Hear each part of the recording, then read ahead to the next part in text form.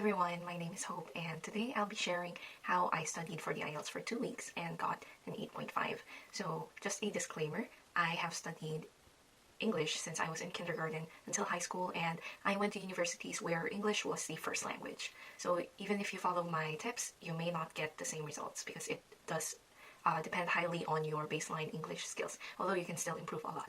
The IELTS is composed of 4 parts: the reading, writing, listening, and speaking.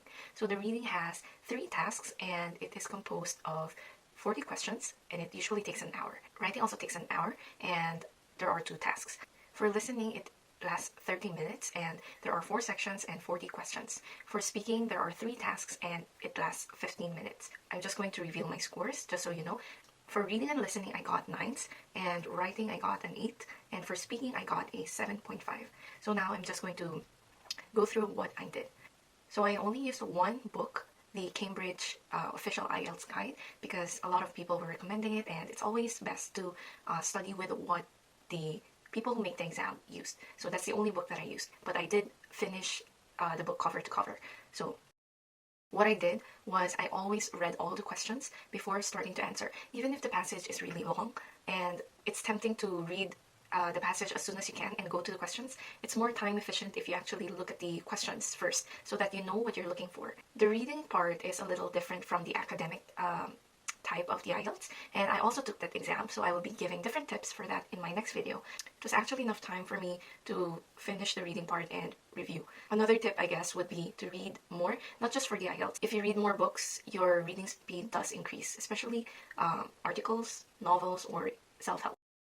So for the writing section, there are 2 tasks. Task 1 for general training is writing a letter. For task 2, it's discussing a certain topic. So in general training, it's writing a letter, while in academic, it's describing a chart, a diagram, some form of illustration. And in terms of task 1, it is easier for the general training since you only have to write a letter. What I use is the Cambridge book. They do give you a guide on how you should write. So for my tips for letter writing is, do not forget to state the reason why you're writing the letter. So sometimes people do forget. So the first thing I would do is, dear someone, I'm writing this letter to complain about something or to invite you to something.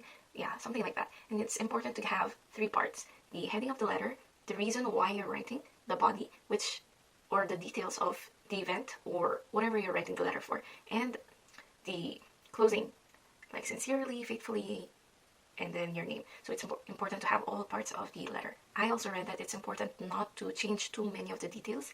When you write the letter, they do give you the name of the person you're writing to or why you're writing, so try not to change that as much as possible. You write the introduction. Secondly, you write the body, and then the conclusion. So for the introduction, what I used to do is I would give a short 1 or 2 sentences about the thing that they're asking for. And if they're asking for my opinion, it's important to put your opinion, state your opinion from the beginning and maintain that tone for the rest of the writing. Don't wait for the conclusion to say, I agree or disagree. Just put it out there in the introduction.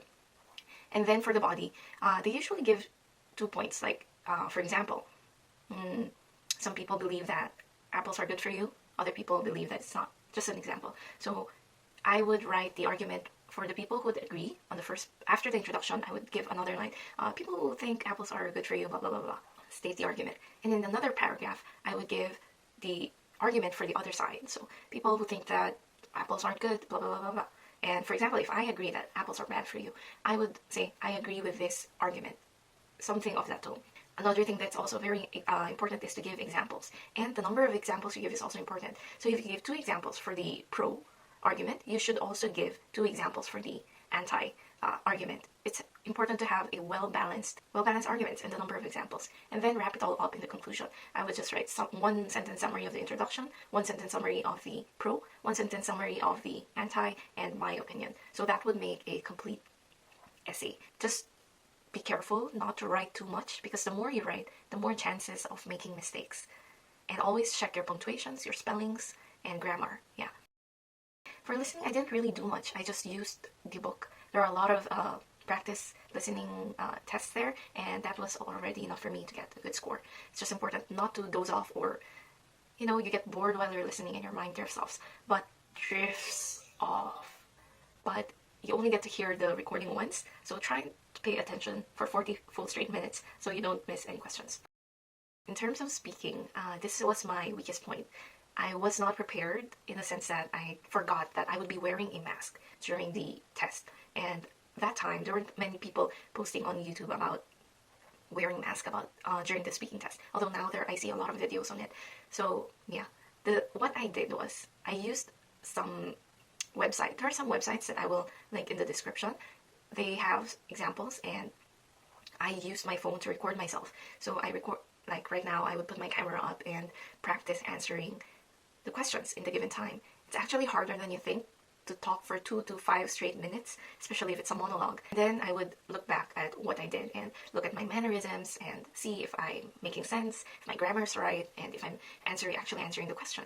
So that was helpful. And another thing that I did, I tend to get intimidated by strangers, especially foreigners. So I would, while I was answering, I would put a picture of a Caucasian man or a very, very beautiful model, Western model. So I would pretend to answer to them. So I would practice and try to work on my confidence. So that's what I did. For task 1, they usually just ask about you, where you live, what your neighborhood is like, are you a student, and things like that. For task 2, the examiner won't ask you any questions. They're just going to give you a paper, and it's going to state, describe your most embarrassing moment, or what was your favorite childhood memory, things like that. And you're supposed to talk for 2 minutes after a 1-minute prep time. So just so you don't forget, because when you're practicing, you remember, but when it's exam itself, you tend to forget because you're nervous. So write the answer down. And there was a paper that they gave. So what I would do is I would point to the part that I was answering so I don't forget.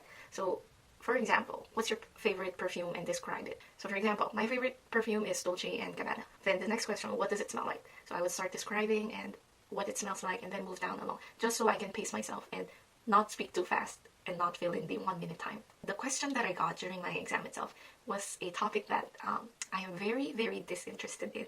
It's something that I never thought I would have to talk about with other people. I'm not sure if I'm allowed to say it, so I'm not going to. But yeah, that's why I wasn't able to talk about it very well. Yeah, but the task 3, it's usually the deeper questions about what you answered in task 2. So that was easier. So that was the speaking test. It just flies by. You don't really have to worry much as long as you practice timing yourself. Try not to get intimidated. So yeah, that is all the things that I did to get a good score in my IELTS exam. And if you have any questions, please comment down below and like and subscribe this video.